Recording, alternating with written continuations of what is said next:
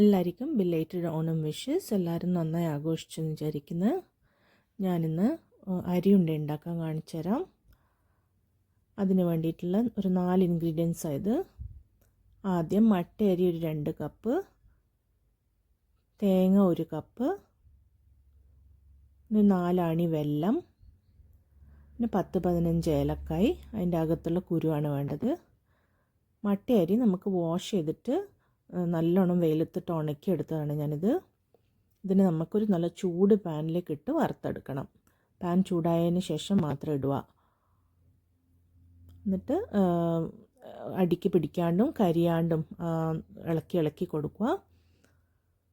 കുറച്ച് നല്ലോണം ചൂടായി വരുമ്പം ഈ അരി ഓരോ മണിയും ഇങ്ങനെ ഒരു തുള്ളി കളിക്കുന്ന പോലെ ഉണ്ടാവും. അപ്പോൾ അത് പെട്ടെന്ന് മൊരിയും. ഇനി അപ്പോൾ ഇങ്ങനെ വറുത്തുകൊണ്ടേ ഇരിക്കുക, ഇളക്കിക്കൊണ്ടേ ഇരിക്കുക.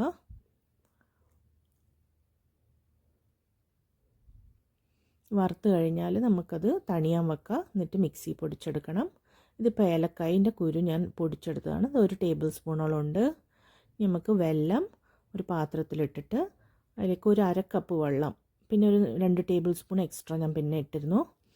അത് ഈ വെല്ലം വറ്റിച്ചെടുക്കുക.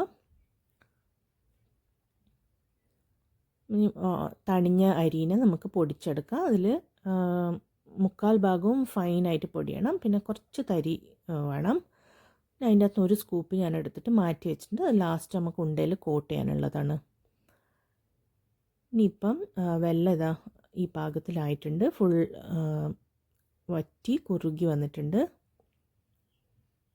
ഇതിൽ കൂടുതൽ വറ്റാൻ പാടില്ല, പിന്നെ അത് കട്ടായിപ്പോവും. ഇനി നമുക്കൊരു പാനിൽ ഈ തിളച്ച വെല്ലപ്പാവ് ഒഴിച്ചിട്ട് തേങ്ങ അതിലേക്കിടാം. തേങ്ങേനെ മിക്സ് ചെയ്യുക. എന്നിട്ട് നമുക്ക് അരിപ്പൊടി ഇടാം.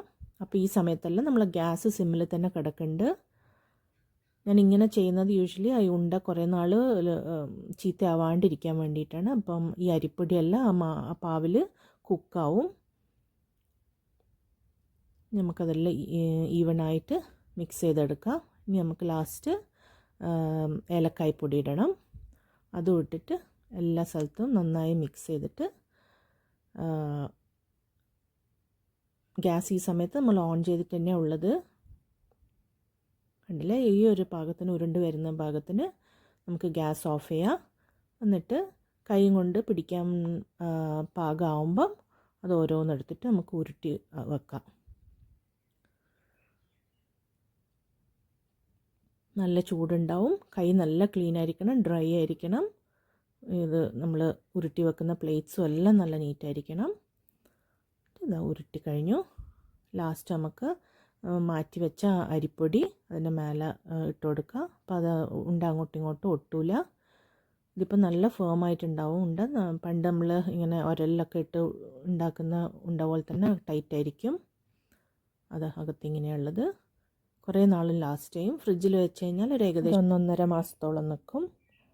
പുറത്താണെങ്കിൽ ക്ലീനായിട്ട് യൂസ് ചെയ്തിട്ടുണ്ടെങ്കിൽ ഒരു 2 ആഴ്ച വരേക്കും നിൽക്കും. താങ്ക്സ് കേട്ടോ.